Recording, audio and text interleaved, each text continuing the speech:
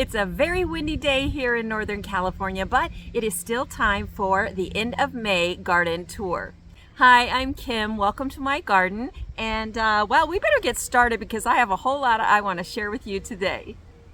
Well, here is the garden viewed from east to west, going up the slope to my back fence of my 2.5 acres. Working our way up the garden, I have my herb bed on the left here by the chicken run and the chicken orchard. And this big bush, which I cut back down to like, 2 or 3 feet, bare sticks every winter, along about January, February, comes back like this and just grows huge and blossoms. And I cut it back again. It regrows all throughout the season and it smells absolutely divine. This is lemon verbena, probably the best smelling plant I've ever smelled, and makes a wonderfully delicious tea. And it's very sturdy. Would you like to take a look at its base? This is probably 6 years old. It's one of the first plants that I got going in my herb bed. So this is definitely a perennial plant here in Zone 9B. And you know, even if it was annual, I'd be growing it. It's that good. So in the shade under it, the filtered sun, I have some red veined sorrel, which is a name I much prefer to the slang name of bloody dock. That does not sound like something I want to eat or want to be saying. Anyway, red veined sorrel there. Got some purple sage. My marjoram's trying to come back from the winter. Doing pretty well. And some more red veined sorrel, some more purple sage. Next to that, I've got some green sorrel, which is new to the garden, this plant, as well as this green sorrel. I planted them last spring because my chickens in there, they love green sorrel. I have a big plant that I planted years ago, and it's their favorite treat, so I planted new for them. I also use the green sorrel in stir fries. It's really, really good. Also in stew sometimes. Recently cut back some of the oregano. It had gone to blossom. I left some along the fence line to blossom. There I've got some yarrow just starting to get ready to blossom, and some more yarrow right over here. And this is some volunteer lemon balm that came up this year, and some lime thyme down there. Oh, I can see the yarrow starting to bloom there. It's going to be gorgeous once it comes into full bloom. Here I've got some summer savory. Talk about something that's good in stew. This is a plant that I love for that. Really easy to cut off a ton of it. You can see how fast it has spread. It's overhanging the garden bed. I've also dug up and potted a lot of volunteer plants like that one right there. Next to the savory is the mother sorrel plant. Definitely need to thin that out, give the chickens a bunch of it. They managed to get the ones on the edge. You can see they're all like chewed off on the edge. They get their little beaks there and get as much as they can. Something tends to eat some of the leaves here. It really doesn't matter because there's still plenty of good leaves in there for me to use, and the chickens don't seem to mind the holes. Imagine that. Now this is an oregano I really love and let go to bloom because it is so gorgeous. It has these maroon stalks, and then the blossoms, when they come out, show you in the next tour next month, they are purple and so beautiful. But the leaves themselves, great oregano flavor. Now here is my mother lemon balm plant, and it is a little past its prime. What I find is it looks fabulous in March and April, maybe the first week of May, real full and tall, and then it starts to sort of separate out and hang down. At that point, I will come in and harvest it all, so we're talking probably next week, and dehydrate a lot of it. Great for tea later. And then it will usually regrow again several times. Now this is the first year, after 5 or 6 years of this one plant being here, that it actually spread. It started volunteering all down this pathway and into my tomato bed here, but just all down here. Quite a ways actually, because there's no lemon balm down here, just that one mother plant, and yeah, it's spread.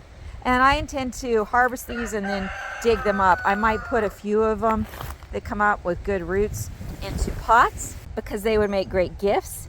But yeah, I think it happened this year, the only time it's ever happened, because of the rain. We got more rain this winter than we've had than I can actually ever recall getting in a winter in Northern California. So I think all that added rain brought up the volunteers.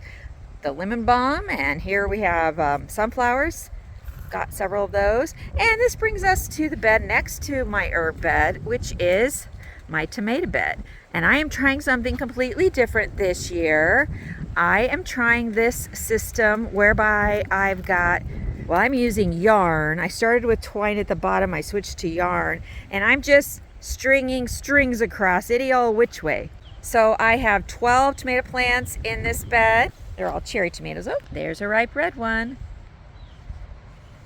And there is a bee. Hello, bee. So I have tomatoes all over these already. On this side I've got sweet 100s, and on the other side I have my favorite cherry tomato of all. Let's go past my new nectarine tree here. And on this side I have, can you guess?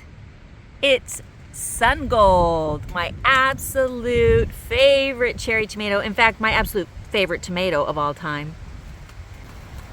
These are absolutely amazingly delicious. Take my word for it. Oh, great snack in the garden. So, yeah, I've got a lot of tomatoes already starting to come ripe and a lot more coming on. I'm really pleased with how this sort of random rigmarole system is working so far. And I've never done it before, so it's fun. It's an experiment. We're gonna see. These are gonna get a lot taller. Right now they're about 4.5 feet tall.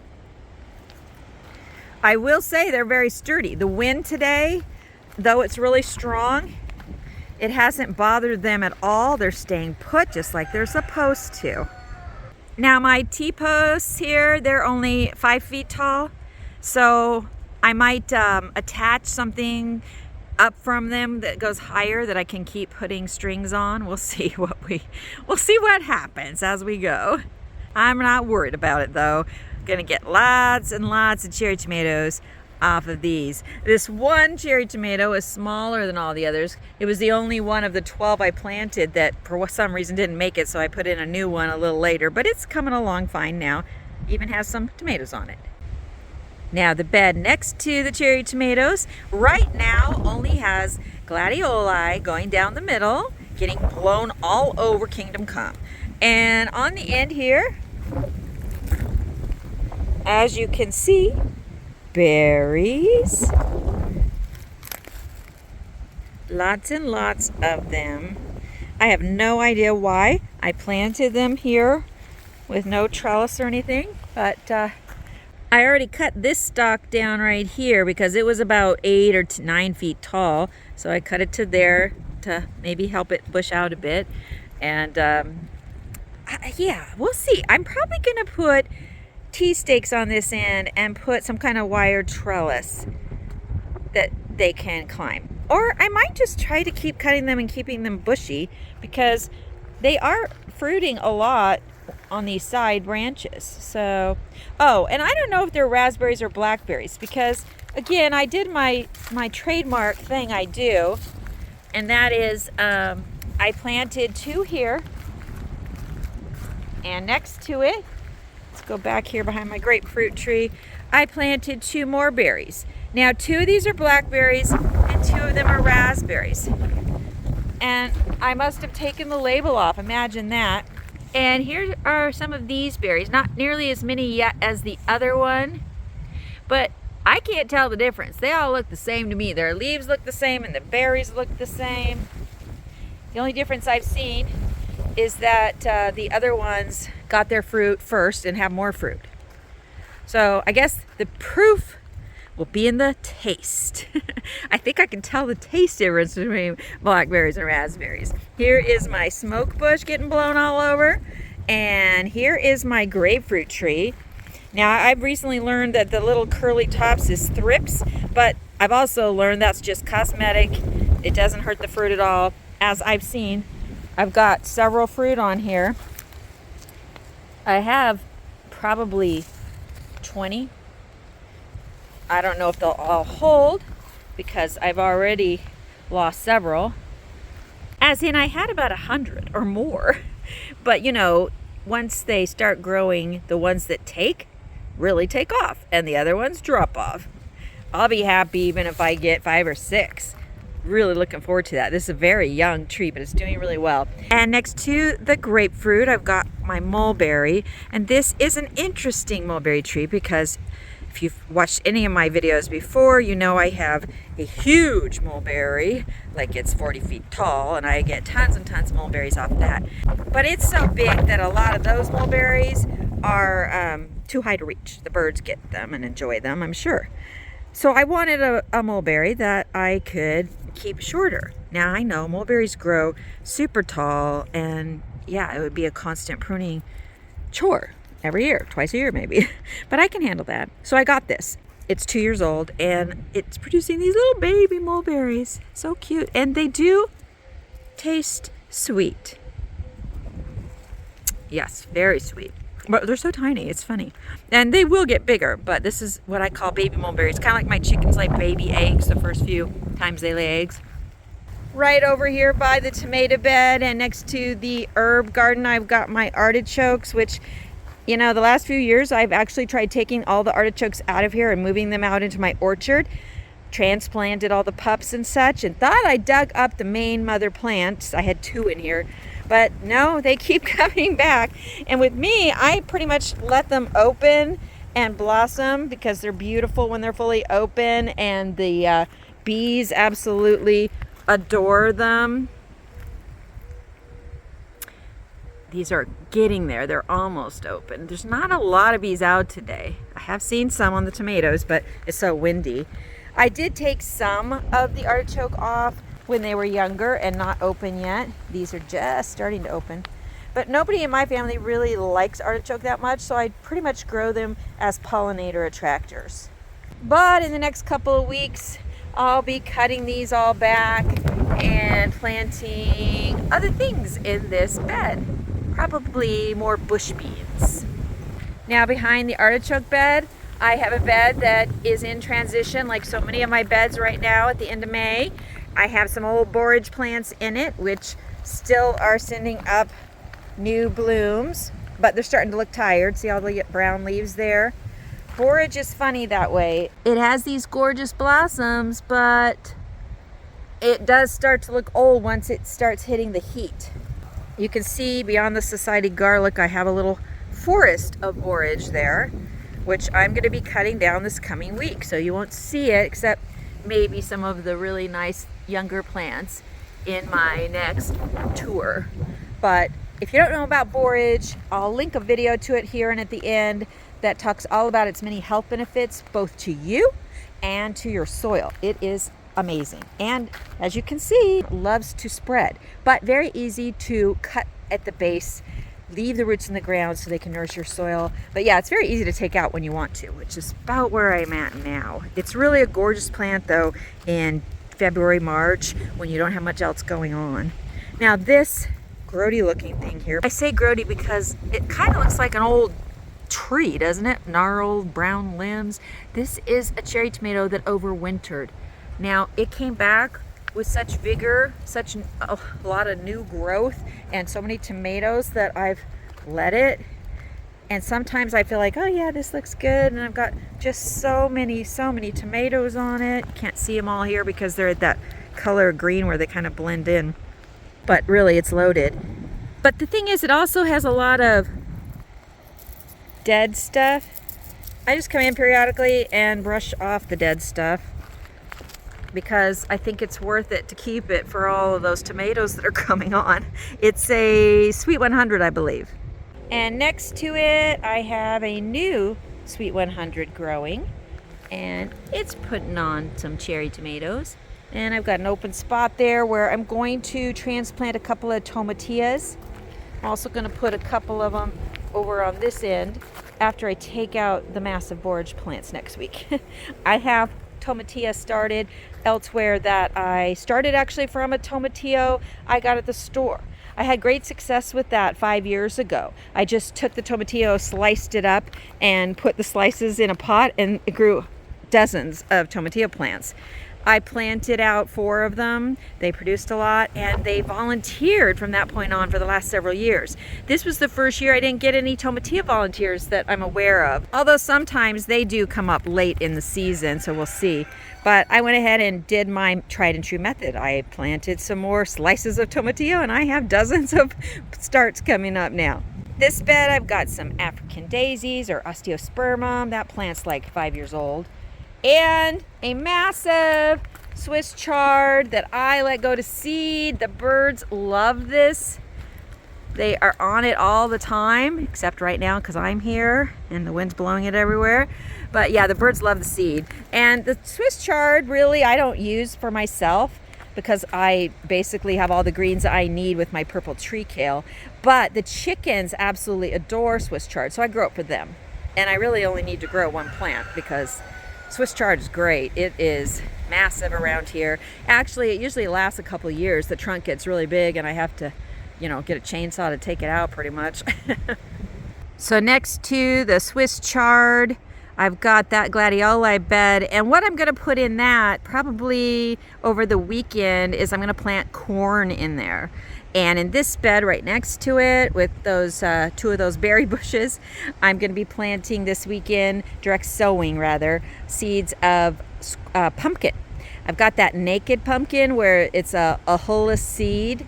Forget the name of the pumpkin. I'll put it on the screen though. And I just got those seeds from Baker Creek this week, and I'm going to plant them in here. They should take off.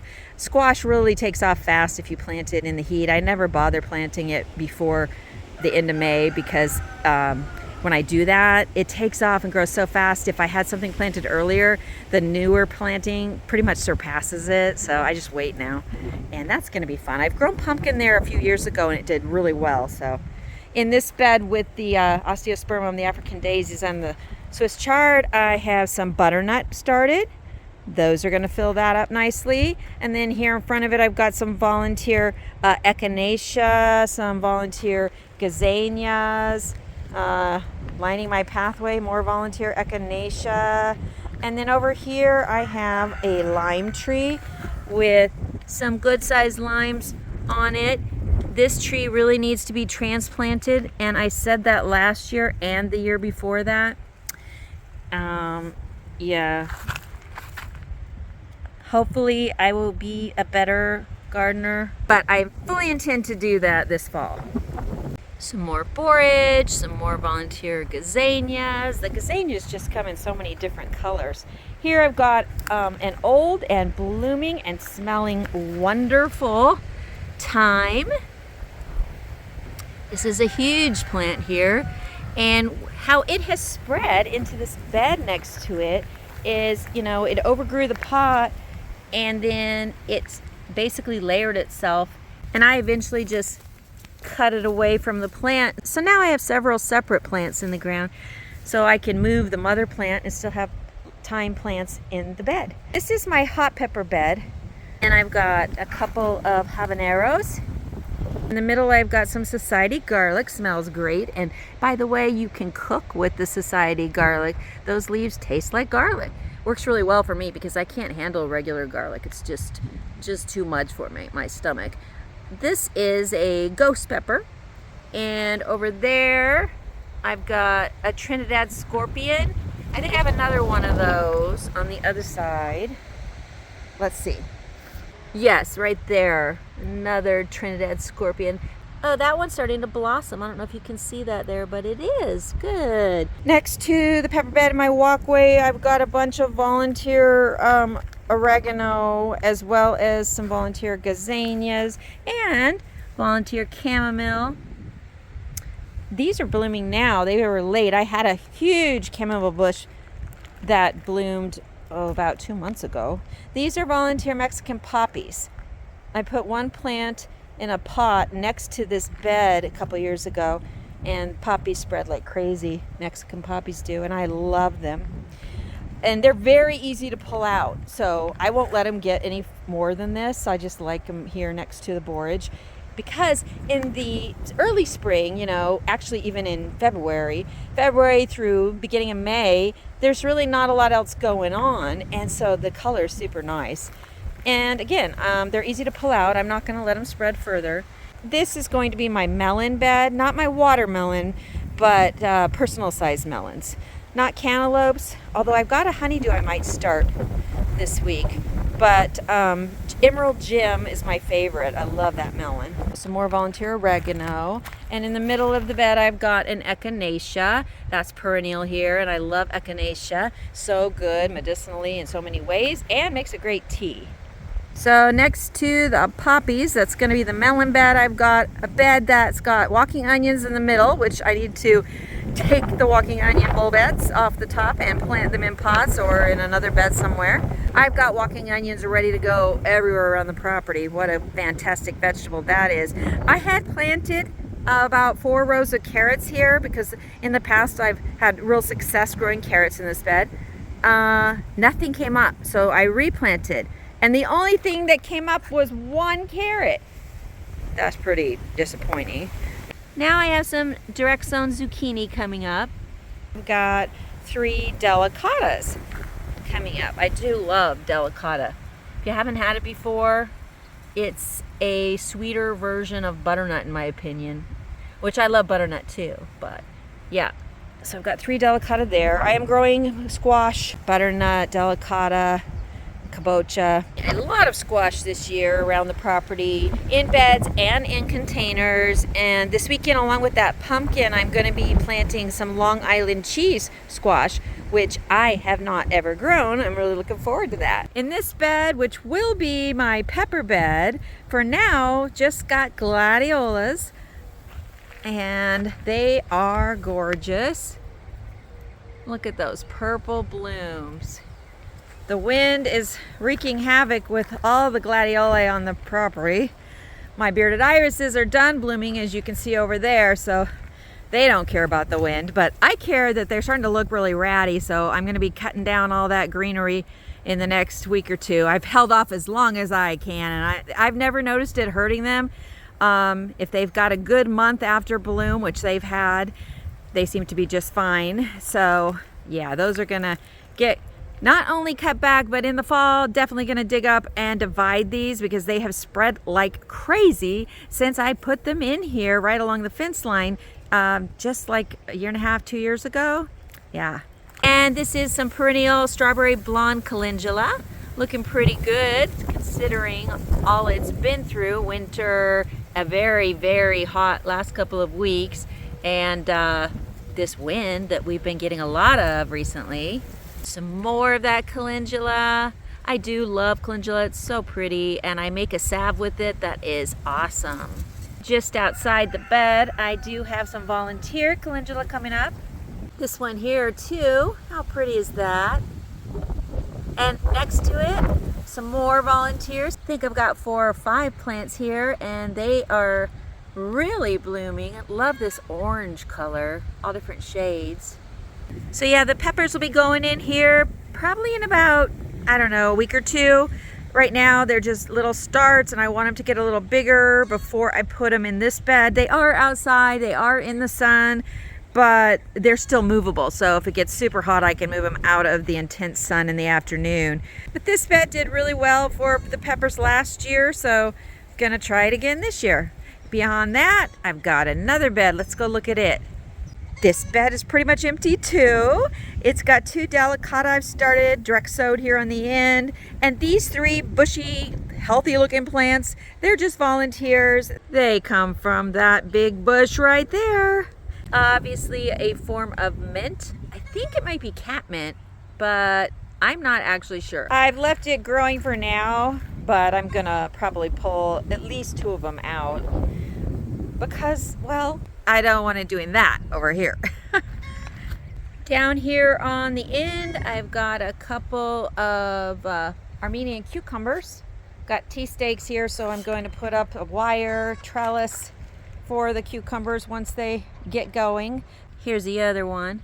They're covered in these little dollar store baskets just until they get going a bit to keep the birds from eating them. Yeah, I almost didn't grow cucumber this year, but the Armenian cucumbers are so delicious, and well, they're so good in salads, and when they get super prolific and start growing really big, kind of like zucchinis do, the chickens love them, so that's all good.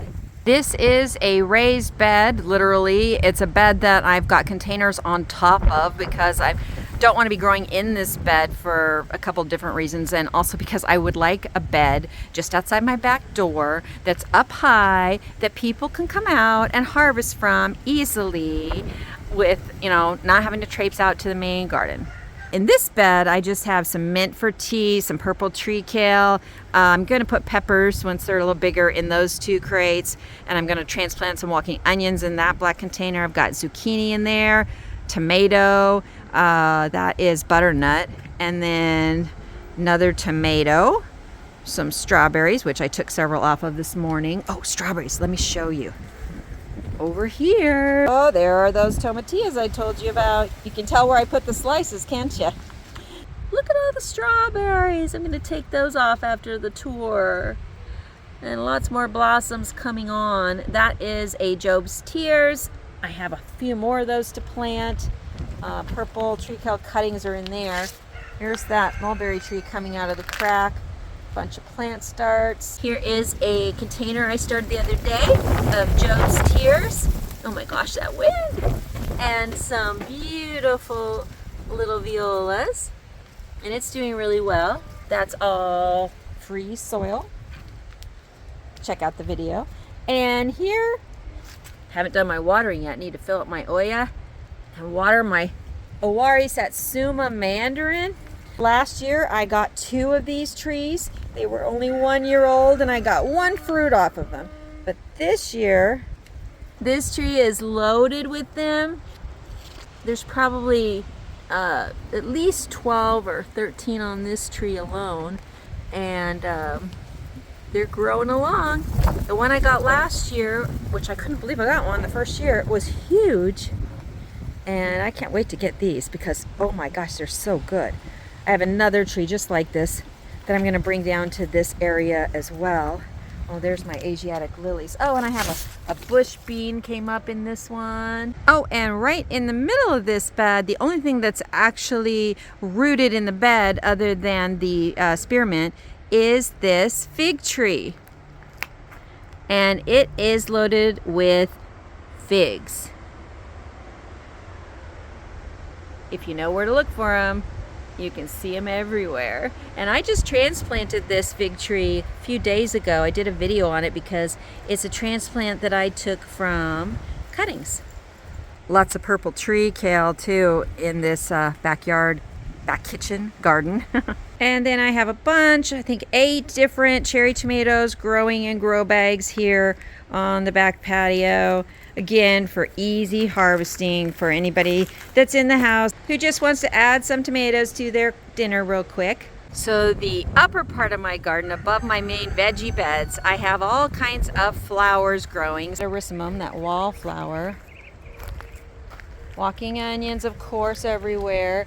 Autumn olive, a cherry tree, a Stella, which I have one of those out of my front orchard, and it is so good. I've been eating Stella cherries and Rainier cherries all week. Another tomato with a volunteer sunflower coming up in it.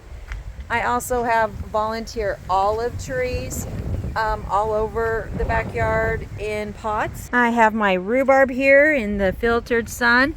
And I need to do another harvest on it. Got lots of good stalks in there. I love me a rhubarb pie. These holes in the top of the leaves is pretty funny. It's not from bugs, it's from birds.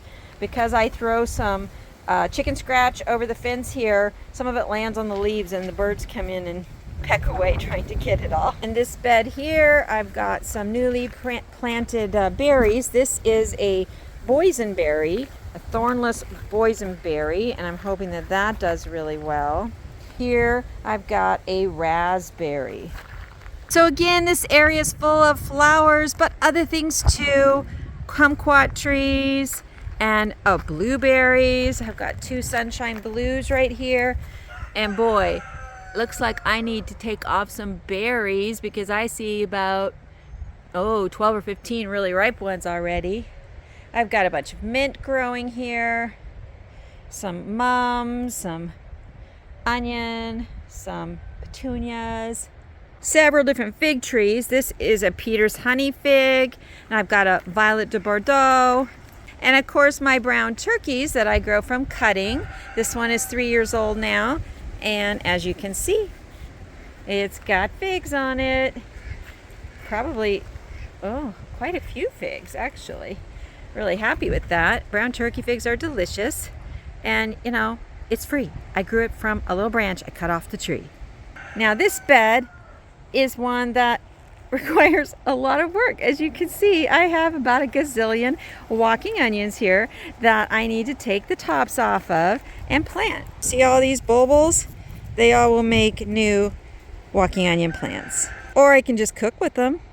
In the bed I have various raspberries, some fall golds and some raspberry shortcakes, and I see that they have sent up a few runners under the ground to set up new plants. At the end I've got some planters I'm going to take out. They don't have anything in them right now, and I've got 1 gooseberry down there. I had 2 gooseberries. I had a hinamaki as well, and it died over the winter, so I have to get another one to go along with this one, which is a captivator gooseberry. So this one does green gooseberries and the hinamaki red does red, and they cross-pollinate. So I kind of need the other one, but they were out of stock when I went to order it, so I guess this year this plant's just gonna, really grow its root system strong, hopefully. Lots more flowers here, as well as kumquat tree and purple tree kale and olive tree. Got another little blueberry bush that's actually starting to come out. Sometimes your blueberry bushes look like they have just this random dead branch. It's not really doing anything. They kind of leaf out later if they've been struggling, if they had a hard winter, which this one did where it used to be. I moved it here and it's leafed out again super nicely. And as you can see, this dead looking branch has new buds coming out on it. So that's gonna be great. Another blueberry bush. Can't have too many of those. My little relaxing corner back here with my loquat tree, some flowers, my honeysuckle, which even though it's not blooming as much right now, it has been blooming for about 2 months though, and it still smells lovely. And up here, my corkscrew willow tree. And over here is my sweet bay leaf tree. Wonderful leaves to use, as I'm sure you know, in stew. So I'm not going to go plant to plant back here. Chocolate mint growing out of one of my fountains. Canna lilies growing alongside my onion and berry bed. And it looks like some of them are about to bloom. That's going to be great. They have gorgeous deep orange blooms. Gazania's there. So even though it's not a complete tour, still I think I've given you a good idea of what's going on in my garden in late May. And it's going to be super interesting to see this in 3 weeks or so, because it's going to look completely different in many ways. So happy gardening. Have fun with the garden this time of year. Make sure you experiment with some new plants or some new ways of doing things like I am in my tomato bed. And don't forget to plant herbs. And my chickens would tell you to make sure to also plant sorrel and give it to them because they love it.